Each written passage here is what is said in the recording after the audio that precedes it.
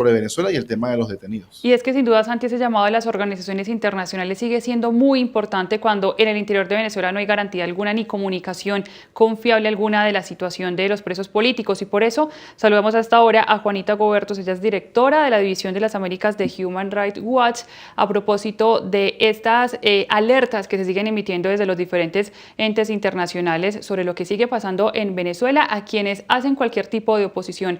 Juanita, bienvenida a Venezuela al día y comencemos hablando de cuál es hoy la principal preocupación que ustedes tienen desde esta situación de los presos políticos y de las amenazas del régimen de Nicolás Maduro. Bueno, buen día, muchísimas gracias por esta invitación. Nosotros acabamos justamente de publicar un informe grande de más de 100 entrevistas sobre todo el contexto de violencia postelectoral y represión a manos del régimen de Nicolás Maduro. Allí documentamos que luego del 28 de julio del año pasado, cuando se dio el fraude electoral, hubo 24 personas asesinadas. Documentamos los patrones a través de los cuales claramente entraron fuerzas de seguridad a buscar dispersar la protesta, por ejemplo, haciendo uso de gases lacrimógenos, y cómo luego, típicamente, y es un patrón que se repitió en las distintas protestas, entraban luego los colectivos armados con armas de fuego, conectando con las fuerzas de seguridad, y como en la mayoría de los casos pudimos documentar que el uso de estas armas de fuego fue lo que condujo a la muerte de estas 24 personas.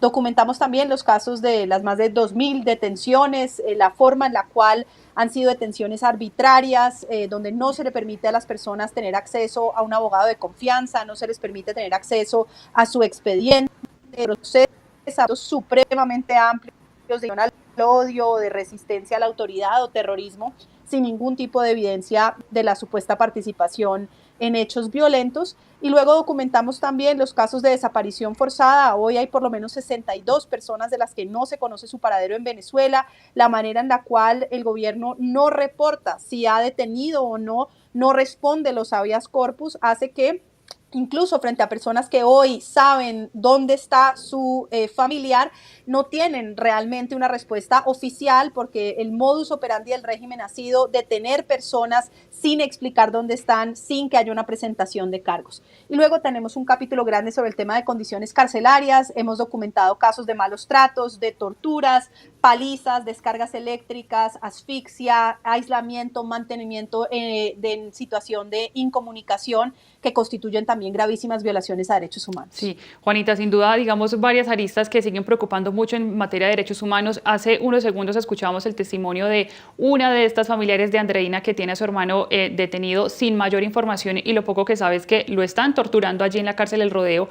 Cuando ustedes marcan esta fecha de las elecciones presidenciales como, digamos, uno de los puntos que se comienzan a incrementar estos casos de represión contra lo que parezca oposición, también, digamos, ¿han encontrado algunas otras fechas que hayan marcado más esta situación? Se lo pregunto porque sabemos que, o algunas organizaciones han dicho que, por ejemplo, el rescate o la liberación de los opositores que estaban en la Embajada de Caracas y que ya están en Estados Unidos también fue un punto para que comenzaran a aumentar esas represiones contra quienes siguen denunciando diferentes situaciones y irregularidades en Venezuela.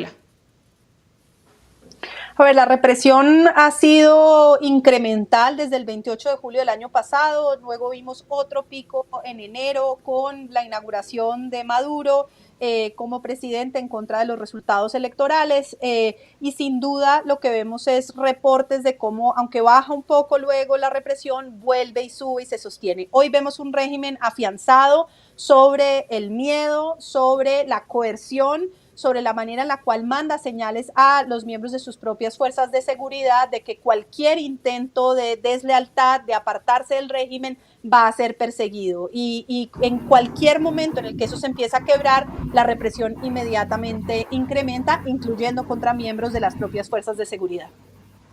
Sí, señorita, ¿ustedes han identificado de manera particular algún funcionario del gobierno que se encargue de todo esto que usted nos denuncia aquí, o es algo colectivo de todo el gobierno, de toda la cúpula del gobierno? No, nuestros informes no llegan al detalle de establecer responsabilidades individuales. Por supuesto, trabajamos de la mano tanto con la misión de establecimiento de los hechos de Naciones Unidas como con la Fiscalía de la Corte Penal Internacional. Hay sin duda información sobre distintos perpetradores directos cuando nosotros podemos documentar, por ejemplo, a través de la corroboración de videos, la participación de agentes de seguridad o la participación de colectivos. Lo hacemos saber a estas autoridades, pero son justamente quienes investigan la responsabilidad penal internacional quienes tienen que establecer quienes, no solo de manera directa, sino por responsabilidad de mando, tienen responsabilidad en la comisión de este tipo de crímenes internacionales. Sí, bueno, obviamente no es primera vez que vemos un informe de este tamaño, no solamente Human Rights Watch, también Naciones Unidas, Comisión de Determinación de Hecho, es decir, durante muchos años hemos visto otros informes.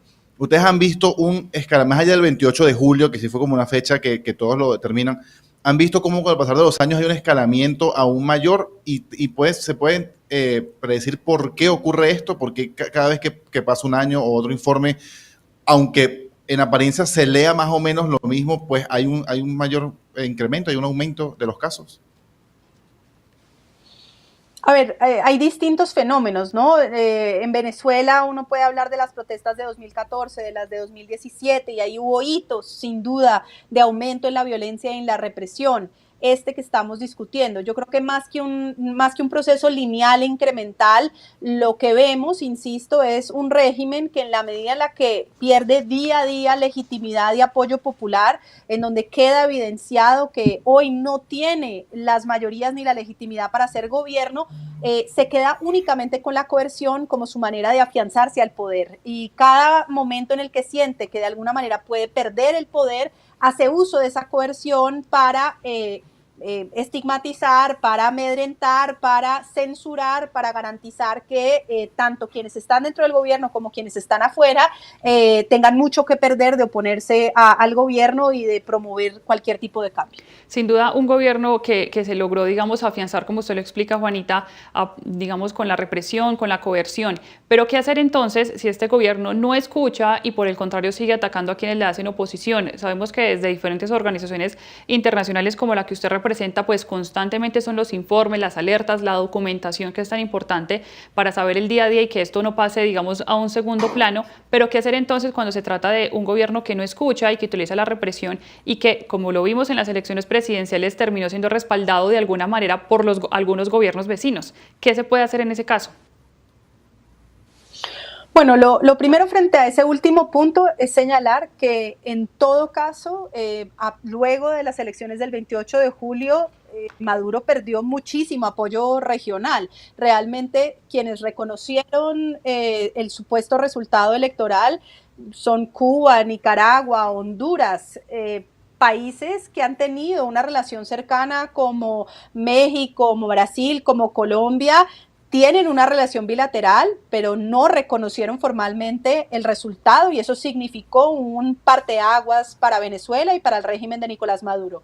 Dicho eso, ¿qué se puede hacer? Nosotros lo que hacemos es trabajar en incidencia de la política de varios de los otros gobiernos.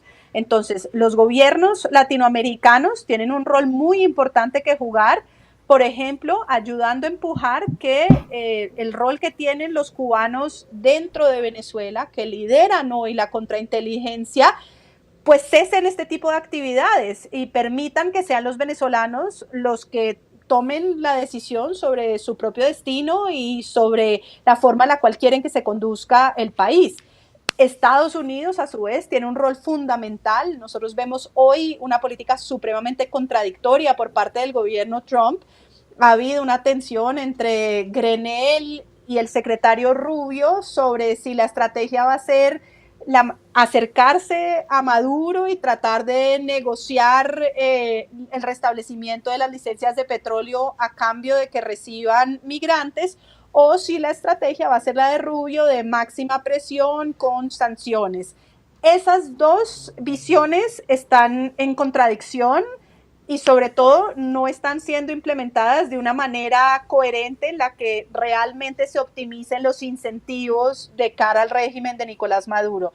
Por eso hacemos constante incidencia en Estados Unidos insistiéndoles en que tienen que tener una estrategia comprensiva, integral, que realmente empuje una transición hacia la democracia y que no privilegie simplemente los intereses de Estados Unidos de devolver migrantes.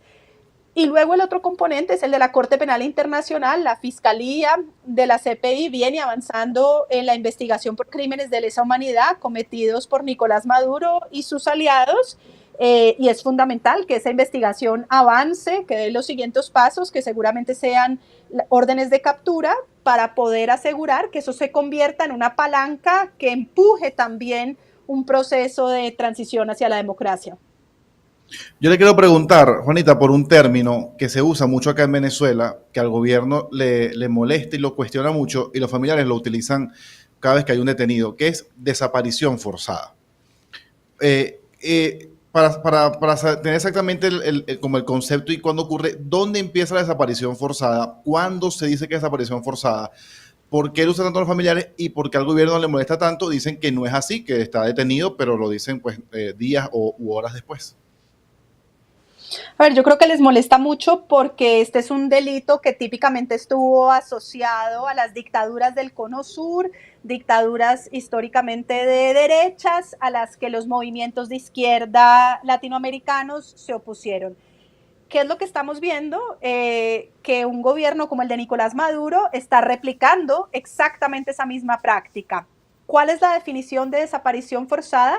Que una persona, luego de ser capturada, no se le da cuentas ni a los familiares ni a sus abogados de dónde está y en qué condiciones está. Como resultado de ello, se saca a la persona de la protección de la ley. Y lo que hemos visto en el caso de Venezuela es claramente eso, sobre todo en el caso de los presos políticos y personas que tuvieron algún rol en el proceso electoral, es que las personas son capturadas y luego no hay información durante una semana, 2 semanas, incluso meses, de si está detenido o no, de dónde se encuentra y cuáles son las condiciones en las cuales se encuentra. Ahí hay típicamente un esfuerzo por sacar a la persona de la protección de la ley. A hoy, en muchos de los casos de presos políticos, los familiares lo que han tenido es algún guardia penitenciario que le dice, mire, la verdad es que su familiar sí está acá. Y, por ejemplo, entran en dinámicas tortuosas, como que le hacen a los familiares llevarles ropa y las familias reciben la ropa sucia y se quedan con la esperanza de que en esa ropa sienten un olor de sus familiares y que eso les da supuestamente la verificación de que la persona efectivamente está ahí detenida. En algunos de los casos ha habido corroboraciones informales, como personas que han sido detenidas, que luego son dadas en libertad y hablan con los otros familiares y les dicen, efectivamente en tal celda y tal otra estaba su familiar. Pero sacar a esas personas de la protección es exactamente la definición de la desaparición forzada. Sí, antes de despedirte, Juanita, hablando, digamos, de esas estrategias judiciales que utiliza el régimen, se vienen unas elecciones regionales, pero también se habla o se ha dicho desde el régimen de Nicolás Maduro de una modificación a la Constitución. ¿Hay alguna preocupación que ustedes tengan en materia de esos términos judiciales que puedan ser modificados para seguir, digamos, cometiendo estas violaciones a los derechos humanos? A ver, nos enfrentamos a unas elecciones que no van a ser ni libres ni justas, empezando porque lo que fue, digamos, crítico en el proceso electoral anterior, que fue al menos garantizar que el sistema electoral venezolano tenía en todo caso este sistema de actas con copia física que permitía que la oposición, aunque sabía que se enfrentaba a unas elecciones controladas por el régimen, tenía un elemento para poder demostrar el resultado electoral real. Ya hubo una reforma post 28 de julio donde ahora no hay la obligación de imprimir esas actas ni darle acceso a las distintas fuerzas políticas, lo cual no solamente por el hecho de que no se reconoció el resultado electoral el 28 de julio, sino sobre todo por este cambio electoral, realmente los venezolanos se enfrentan a una burla de elecciones, desafortunadamente. Y sí, por supuesto, vamos a estar monitoreando este anuncio de otras reformas constitucionales. Lo que es hoy evidente es que Nicolás Maduro controla completamente el poder judicial. No existe independencia de poderes, no existe un sistema de pesos y contrapesos que permita controlar el poder de la presidencia. Con lo cual, estas reformas pueden ahondar en ese camino, pero sin duda veníamos de un escenario de ausencia total de garantías judiciales. Juanita, muchísimas gracias por estar con nosotros hoy en Venezuela al Día, por la explicación y los detalles de este informe tan importante, como decíamos, de seguir emitiendo todas las alertas posibles de lo que está pasando en Venezuela con estas detenciones injustas y desapariciones forzadas. Y estaremos muy atentos, por supuesto, a cualquier novedad con ustedes. Muchísimas gracias de nuevo. A ustedes, gracias por la invitación. Buena tarde. Feliz tarde. Bueno, Santi, lo explicaba muy bien. Hay un control total por parte del régimen de Nicolás Maduro que se sigue afianzando gracias a la represión y muestra esos son los constantes hechos de detención política y de desaparición forzada que se siguen presentando allí en Venezuela. Sí, yo le preguntaba a Valentina si ellos habían visto cómo si se iba elevando con el pasar de los años y decía que